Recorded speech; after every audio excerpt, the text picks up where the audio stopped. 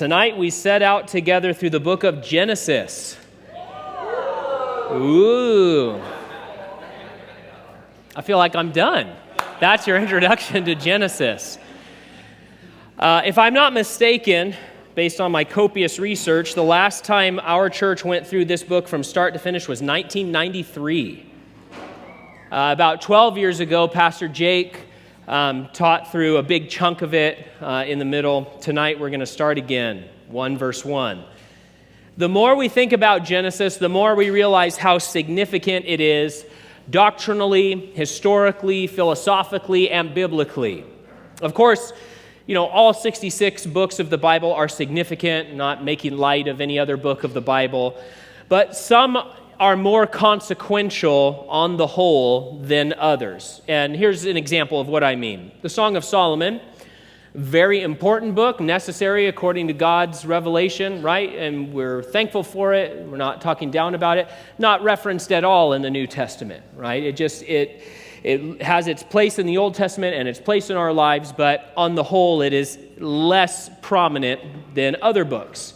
On the other hand, in contrast to that, there are at least 165 passages from Genesis that are either directly quoted or clearly referred to in the New Testament. Every New Testament writer refers to Genesis. In fact, every New Testament writer refers to Genesis in chapters 1 through 11 of Genesis as well. Very important. Dr. Henry Morris, a great expert in the book of Genesis, writes this: "No other book of the Bible is quoted as copiously or referred to so frequently in other books of the Bible as is Genesis." And that makes sense because Genesis is a book of beginnings. The word Genesis means origins. It not only shows us the start of our cosmos, but it shows us the origin of why things are the way they are around us. And it's also the beginning of God's special revelation to mankind. When God, in His grace, decided to reveal Himself to His creatures, this is where He started the story. This is where the record began. And on one hand we think, well, of course it starts at the beginning, but we're all familiar with books and plays and movies and television shows that don't start at the beginning of the story. And oftentimes they'll start at the climax of the story, and then the rest will be a flashback leading up to that, or it'll start at the end, or it'll start at some different point. And God could have done whatever He wanted when it came to His revelation of Himself through the Scriptures. It's His idea to inspire these books using human agents. And so this is what He decided to do to start off the record. Now, I, for one, often just usually take it for granted that God has revealed Himself and His doings to us. I think, oh yeah, of course, He especially has revealed Himself. But He didn't have to. He really didn't. Not only because He's allowed to do whatever He wants to do, but think of it even in our own human terms. Often powerful people in our society or in the world community will go to very great lengths to conceal their personal lives, to conceal their activities to the world at large. Whether it's things like campaign contributions, real estate purchases, those sorts of things. Often, the more powerful and prominent and famous you are, the less you want people to know about what you're doing. But not so with God. God doesn't do that at all. He has gone to a lot of trouble to bridge the gap from heaven to earth so that we can know about Him. To make sure that we not only know what He has done, but what He still plans to do, and on top of that, who He is as a person, what He thinks, what His heart is like, and how He feels. In doing so, in revealing Himself through His Scripture, He answers many questions that we have. And a lot of very important questions get answered in the book of Genesis. Questions like, where did this all come from? Where did I come from? Humans have an innate desire to know where we came from and who we are and how to make sense of the world around us. It's one of the many characteristics that separates us from the animals, right? There is no animal of choice. There is no desert tortoise out there pondering where he came from right now, right? The koi in your koi pond do not care if there is a God or not. Now creation is groaning, of course, but your cat at home isn't thinking about where he came from. He's thinking about how he can mess up your life in some way when you get home. Or even right now is maybe coughing a hairball up on your pillow right now. We were out of town last week, and as soon as we got home and we were hanging out with the cat or whatever, we got up on the boy's bed and was sleeping there, and we left and we came back in and she had just barfed all over the boy's bed. Thank you, Tuna, for welcoming us with that gift that you've given us. Yeah, our cat's name is Tuna. So anyway, this is one of the great things that humans do. We wonder things, we ask questions, and that desire isn't only felt among religious people. Even atheists or self-described atheists wanted to answer the question of where we came from. And they have come up with some truly preposterous theories in their attempt to ignore the reality of God and what he has gone to such great lengths to reveal to mankind. So Genesis answers a whole lot of important questions. At the same time, it's going to leave a lot of questions unanswered. And as we read it, it's even going to raise new questions in our minds, some that will be addressed in a later portion of Scripture. And through our studies, we'll be visiting other portions of Scripture often. But it also will raise questions in our minds that we are just left to ponder, that we are not given a definitive answer to. Like most books of the Bible, Genesis is controversial, meaning that controversies spring up because of differing interpretations of certain passages. It happens a whole lot in the front end of the book, in the first 11 chapters, which cover the creation, the flood, the Tower of Babel, up to the time of Abraham. Even within the church, people from different traditions or from different perspectives, they form up into camps and they draw battle lines in support of or in opposition to certain doctrinal stances. And it happens after the very first verse of the book. We get through the first verse of the book and immediately a fight forms right after that first verse closes. It's an interesting thing to think about. Now, I'm sure that some of us in the room this evening, I'm sure that there are those of us who have disparate and yet passionately held opinions on certain elements of the creation account. As we move through these passages, you may find yourself on one side of a debate or another, and that's okay. You should know what you believe and have good biblical reasons for your opinions and positions, not because I told you or because some author you like told you, but because you've searched the Scriptures and come to your own conclusions based on the revelation God has given you in the Holy Spirit indwelling your heart. At the same time, we have to be humble enough to admit that there are issues we're going to come across that have been argued over for hundreds of years by faithful believers who have not come to a consensus. That's just the bottom line on some of these arguments. And of course, here, we're not talking about any kind of essential doctrine. The essential doctrines are rock solid, and they're very clear, and we know what they are, and we understand them. I'm talking about non-essential issues, of which there are many. Within the Christian faith, there are many non-essential issues that sometimes God's people divide over, split churches over, those sorts of things. But even though we can have a strongly held, passionate opinion about a doctrine based off of biblical evidence, there's still a non-essential thing. For example, style of worship is a non-essential issue. If somebody says, there's church traditions who say you can't have instruments in worship. And their logic for that doctrinal position is flawed according to our reading of Scripture and what seems plain and revealed in God's Word. But if a person says, well, I believe you shouldn't have worship or instruments in worship, that doesn't make them not a Christian. That's a non-essential issue. There's a lot of non-essential issues that we're going to come across, particularly when we are moving through the creation account. At the same time, if somebody walks up to you and says, Jesus isn't God, but I'm still a Christian, then we're on good biblical authority of saying, yeah, you're not a Christian. That's an essential doctrine. The virgin birth is essential.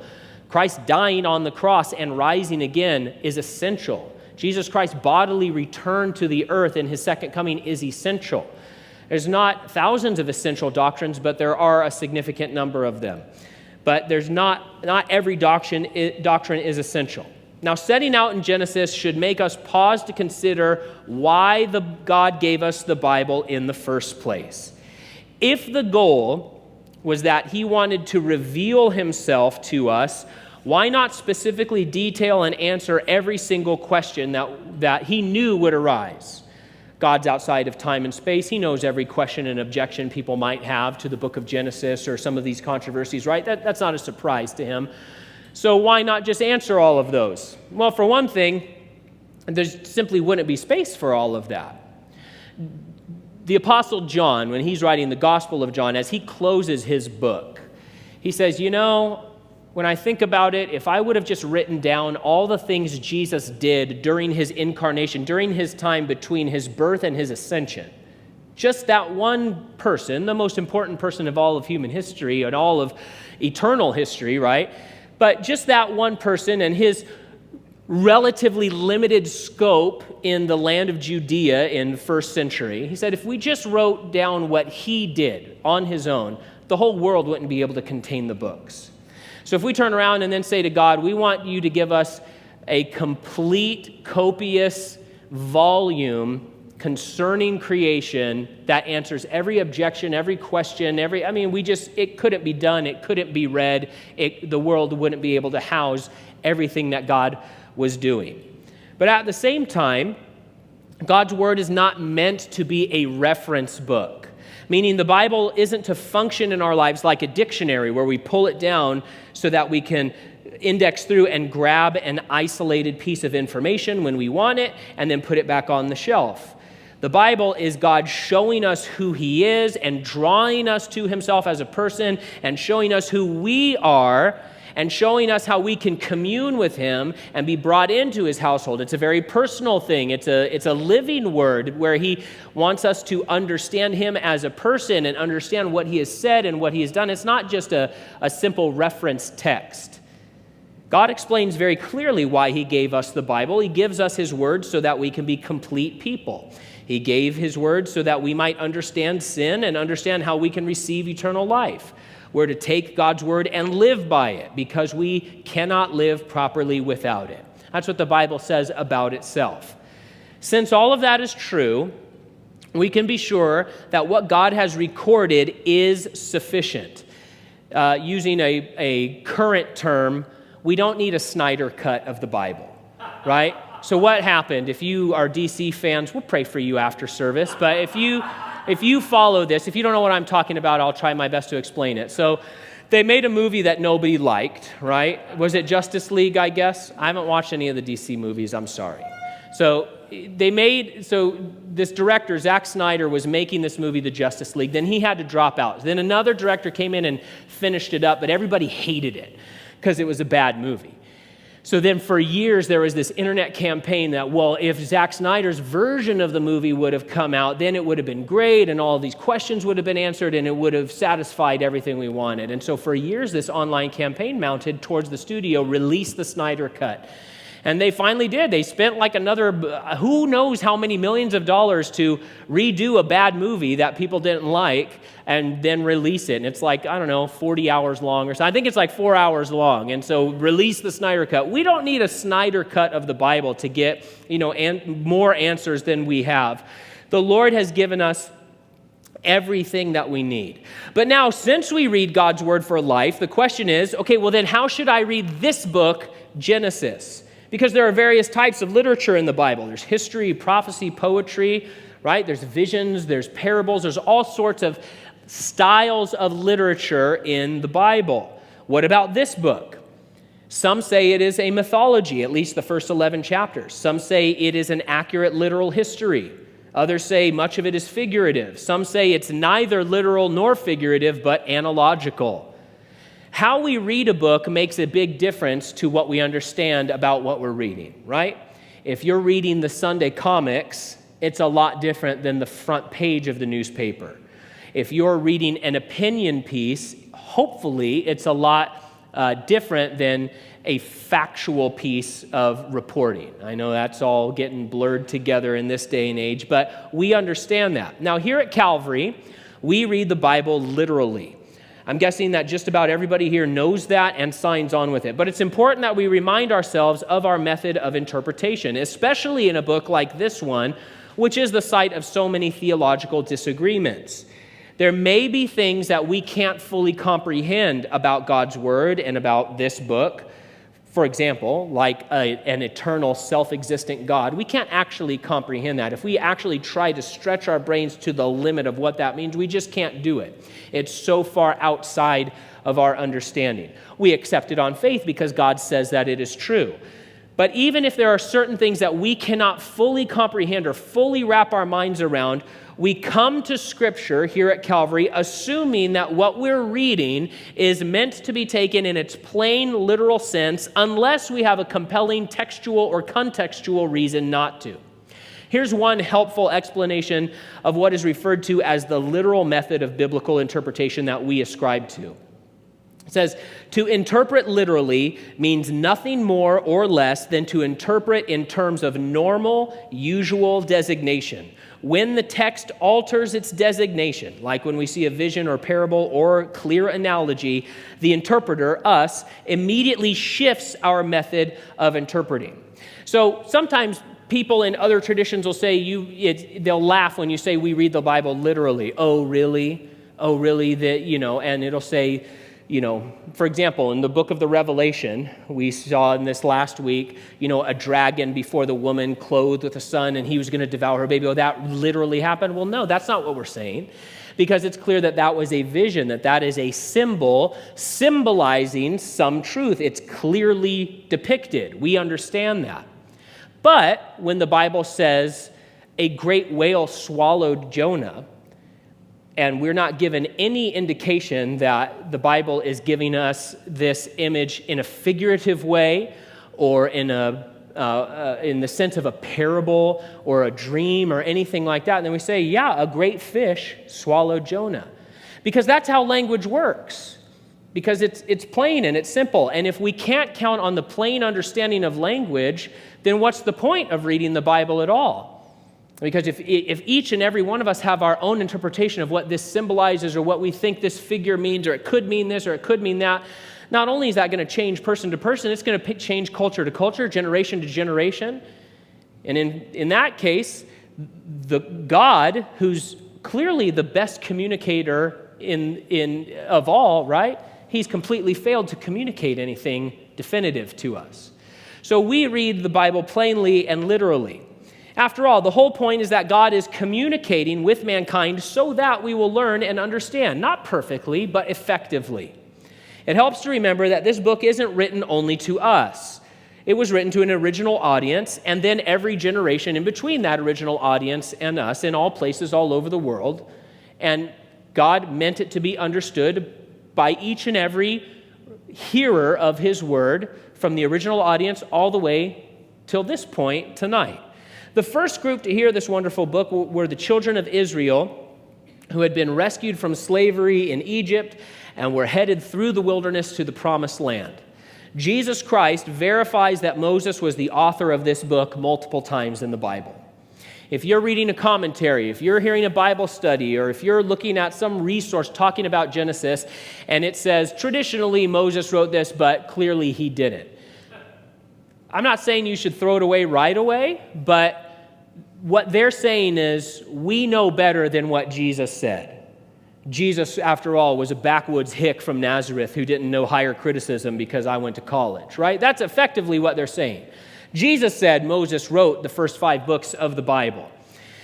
So this was a group of people, and he had to write it between the Exodus and his death before they entered the Promised Land. So we have some basic time frame of when this book was written and delivered.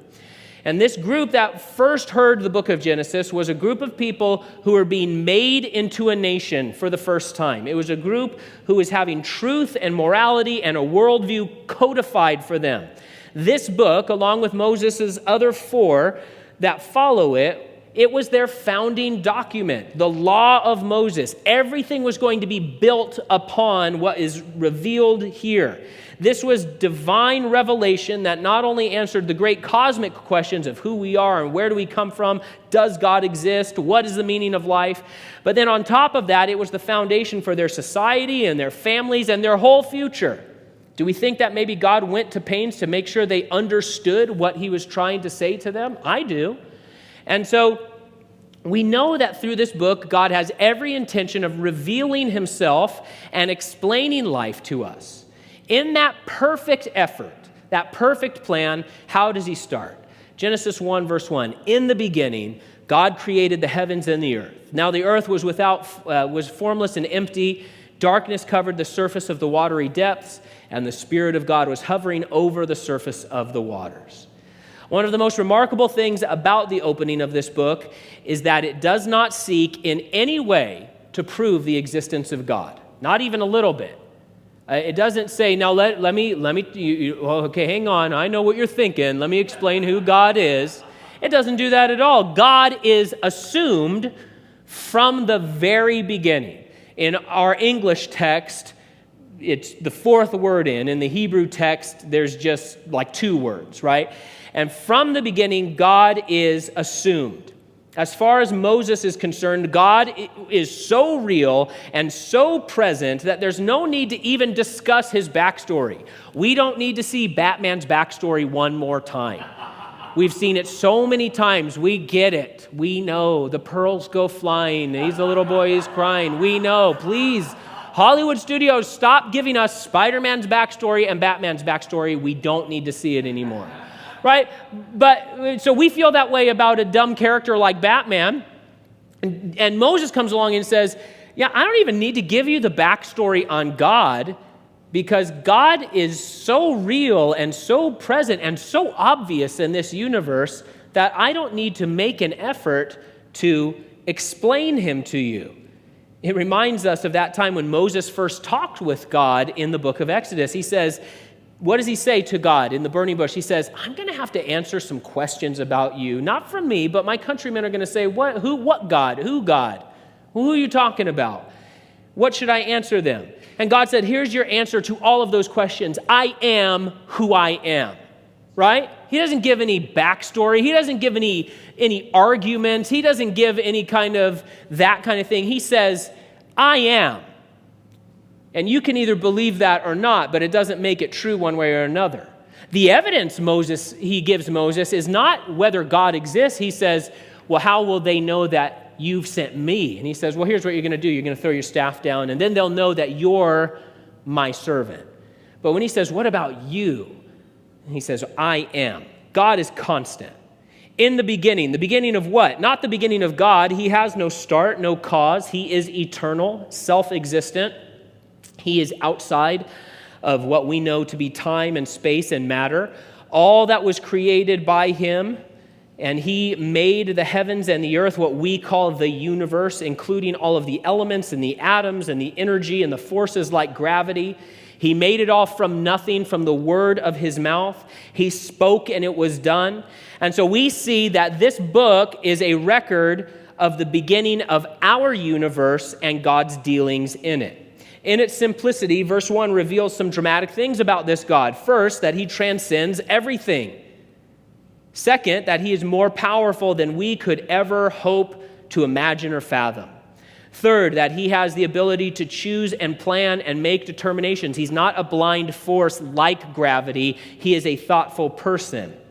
Additionally, if we read Hebrew, we would see that the word for God used here is Elohim. Now, I am not a language scholar, and I think that as Bible students, we should be careful to not go too often to different opinions about Hebrew and Greek definitions because those opinions often come with a bias. So we just want to be careful about always saying, well, in the original Greek, this is what it means. That's often one scholar's opinion, and there's some value there, but we just want to be careful about that. But scholars all agree that the term Elohim is a plural term, and yet it is being used here to describe an individual God. We are being told that this God is more than one and yet is still one. In verse 2, we read of his spirit, a personage of this multiple in one God. By verse 26, we discover he refers to himself plurally, let us make man in our image. And yet he's clearly one God. And then he goes on to explain in the law of Moses, the Lord our God, the Lord is one. And so don't let anyone tell you the Trinity isn't taught in Scripture. Don't let anyone tell you that That's some idea that was forced upon the Bible later on by, pagan people.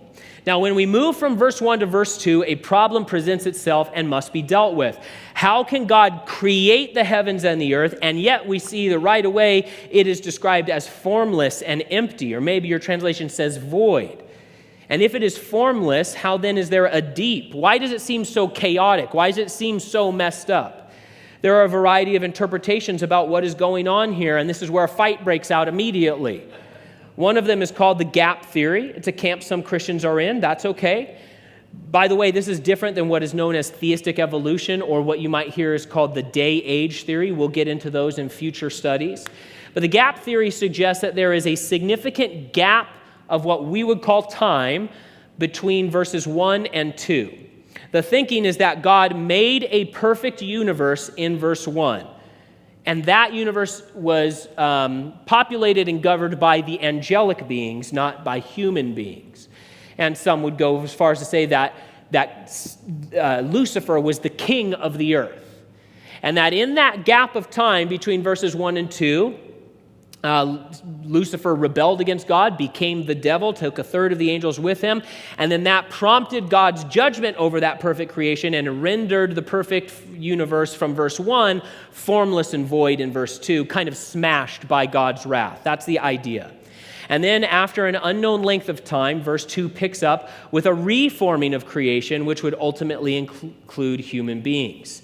If this describes your position on Genesis 1:1 and 1:2, that's fine.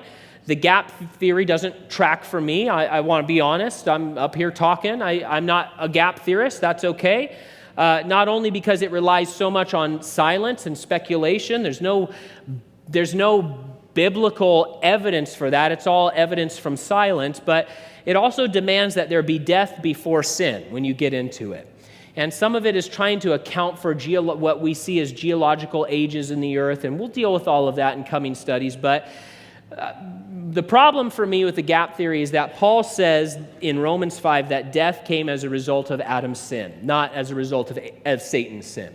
And so death before sin, that's a hurdle I can't seem to clear over. Another view is that verse 1 is describing God's act of creating all the forces and the elements of our universe, and they're sort of collected there as paints on a palette in verse 2, and then the Creator goes about fashioning his great work of art. He had everything there at his disposal, created by the word of his mouth, and he went about forming it from all the different elements. That's a possible interpretation of what we're seeing in verses 1 and 2. A third view is that verse 1 is a title or summary of all the work of God's creation. Verse 2 gives the conditions of the beginnings of God's work, and then verse 3 starts explaining how the sausage was made. And so we just can't exactly know for sure. So, when did Satan rebel against God? For that matter, when were the angelic hosts created? How long were Adam and Eve in the garden before they ate the fruit? There's a lot of questions that get raised up immediately when we are reading through this account. And, we're just not told, so we don't know. You can have an opinion, you can have a guess, you can construct a case. That's all great. You should do that as a student of the Bible. End of the day, we don't want to divide with brothers and sisters over these non-essential, ultimately unknowable questions. Sometimes the Bible is detailed and sometimes it isn't. The Lord knows what we need to be told, and he has told us what he wants us to know. Some of these things are going to remain a mystery for us. Instead of getting into fights about the spaces between the words, I'd encourage us to focus on what is recorded here. What do we see?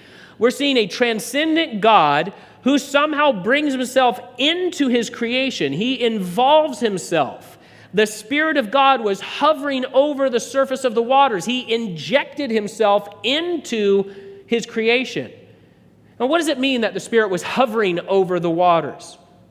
Well, Moses is going to use that very term another time in his 5th book.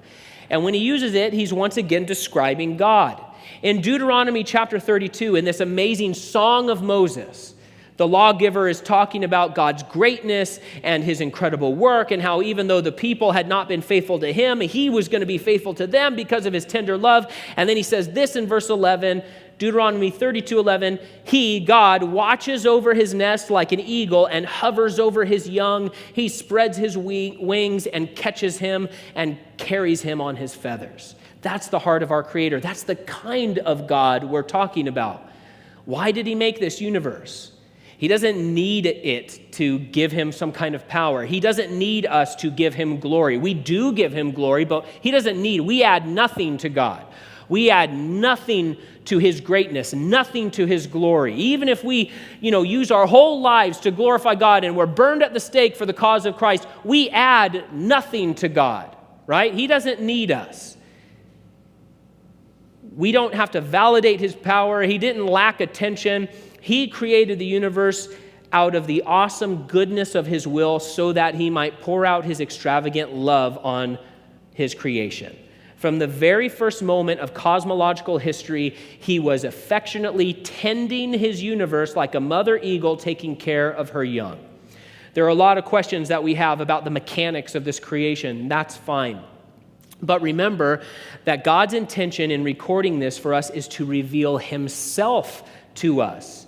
And that will become clear as we go through this book.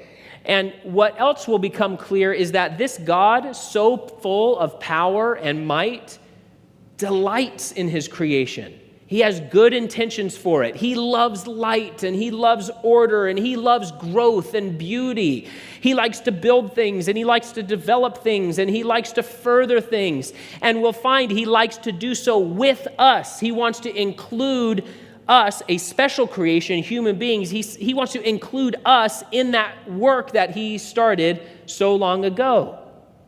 This is where the Bible says you come from this God who has this kind of passion and care and affection for you. The start matters. Where you came from matters. Back when M. Night Shyamalan was still making our hearts pound with trick endings, he made Unbreakable. At the end, you go through this long movie. It's kind of a heavy movie. It takes this really slow pace. And then finally, at the end, you discover that Elijah Price has been the architect of many terrible disasters and crimes. And it was a true twist ending back then. As he monologues to the hero, Mr. Glass says something profound. He says this, you know what the scariest thing is? To not know your place in this world, to not know why you're here. Now that we know who you are, I know who I am. I'm not a mistake. It all makes sense. Now that's a silly comic book movie. I'm on comic book movies a lot tonight. I'm sorry. But that phrase could be applied to our own lives and our understanding of what God has revealed. Genesis reveals an all-powerful God who has turned his attention on you and me. You have been designed on purpose. This is not a fable. It's not a propaganda piece meant to stick the thumb in the eye of the Babylonian mythologists. This is the true account of our beginning. The Lord says, this is where you come from. Genesis will show us where sin comes from, where salvation comes from, where family comes from, where nations come from. And you know what? If chapters 1 through 11 are figurative, we have got a problem, because then we can't be sure of where we came from, and we can't be sure of why things are the way they are, and we can't be sure of what can be done about it and whether God is actually going to do anything about it in the end.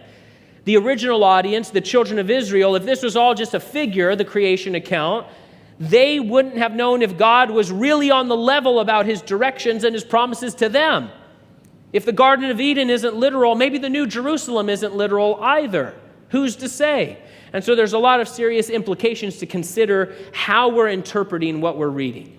On the other hand, if we listen to what God says about the purpose of his revelation, and if we take him at his word, things become much more clear. Not perfectly.